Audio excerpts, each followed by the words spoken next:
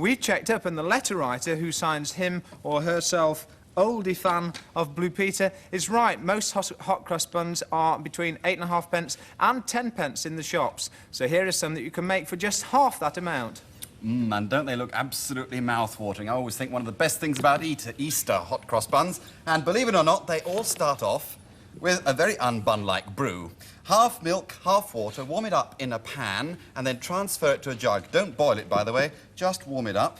And then 1 teaspoonful of sugar, and, this is the magic ingredient, 2 level teaspoonfuls of yeast. Now, it's rather important these should be level because, believe it or not, yeast is alive. And when you put it in there, it starts growing. And if you're not careful, it'll bubble and froth right out of the jug all the way across your kitchen floor. So you want to watch out for that. Meanwhile, leave that for 15 minutes now in a warm place. And whilst you're doing that, get on with the rest of it.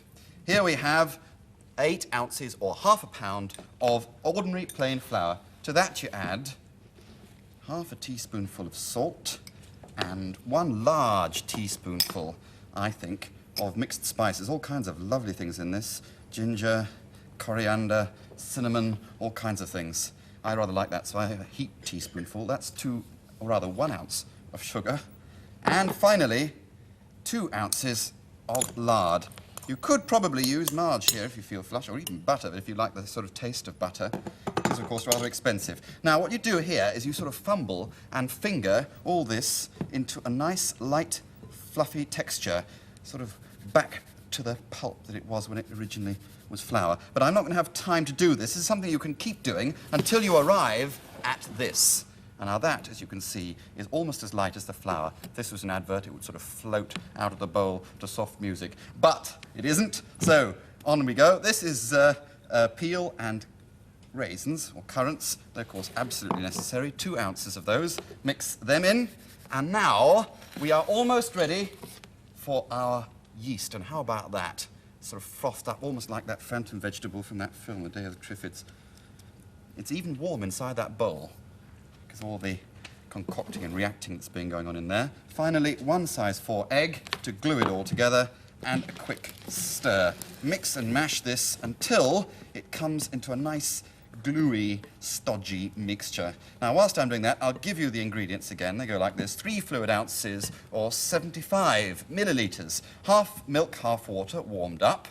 That's just that little dribble that I had at the beginning. 1 level teaspoonful of sugar, 2 of dried yeast, half a pound or 200 milligrams of plain flour, half a teaspoonful of salt. Oh, this is hard work. 1 teaspoonful of mixed spice, 1 ounce of sugar, or 25 grams, 2 ounces, or 50 grams of lard. Fumble all that up together, and finally 2 ounces, or 50 grams of currants, and peel, and an egg to bind it all together. Now, put this mixture onto a well-floured bowl. Well-floured because this is an unusually sticky dough. And squash, knead, press, squeeze, pummel, pound, anything you like, this into a nice, even texture, almost so that you could hang it up like a curtain. Now, that's going to take longer than I've got, but do keep flouring your board, or else you'll find that it sticks absolutely something terrible. Now, you can do that for as long as you like, making sure, of course, that you don't mess all over the kitchen.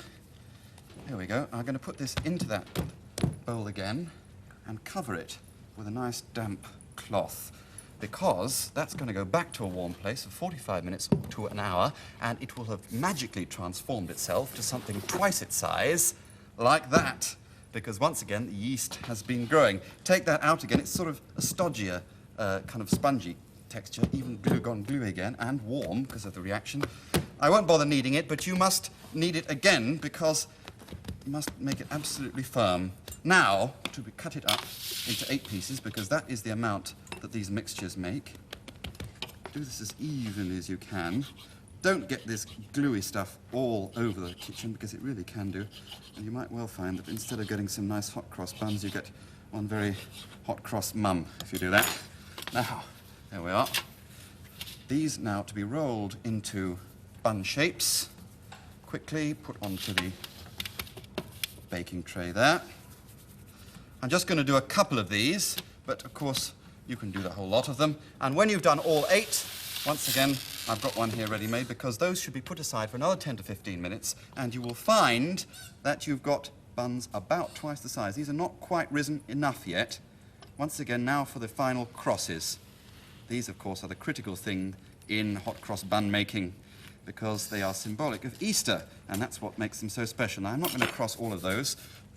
I'll leave those to go in as they are, but of course you can cross them all. It's very important that you must get these into the oven as soon as possible after it's risen to the right size, because otherwise they might start shrinking again. That would be very frustrating.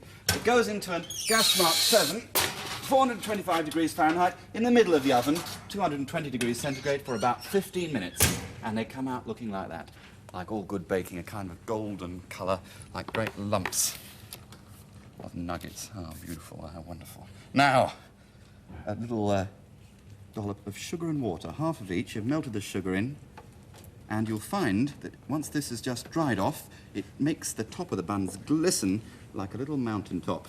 The smell twee, is isn't it? driving me mad, Chris. Wonderful. Can I Isn't it taste wonderful? one? Yeah. I've worked hard today. Yeah, you have. Oh, Kneading away.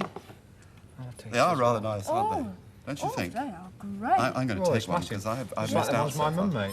Hey, that's a compliment coming from Simon, actually, because you know he hasn't got a sweet tooth. Oh, they're great. No, no, And now for my trip to what